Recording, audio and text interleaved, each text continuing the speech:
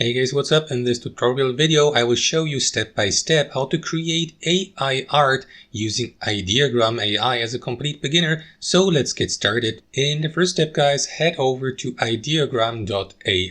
You can register on Ideogram AI with your Google account entirely free of charge. And once you're logged into your freshly created account, enter your prompt here at the top where it says, what do you want to create? You can ask the artificial intelligence to create artwork for you in any style you like, be it photorealistic, anime, watercolor, black and white, line art, and so on and so forth. So for demonstration purposes, let us go with something simple, like for instance a prompt like that here, Shiba Inu riding a unicorn photorealistic style. Click on generate here to the right and wait for Ideogram AI to finish creating. The art generation process may or may not take a while, of course, so give it a few moments. So let me skip this and I'll see you guys in a second. There you go, Ideogram has created stunningly beautiful artwork based on your prompt so that you can download it on your computer and do with it whatever you like. So guys, that's basically it.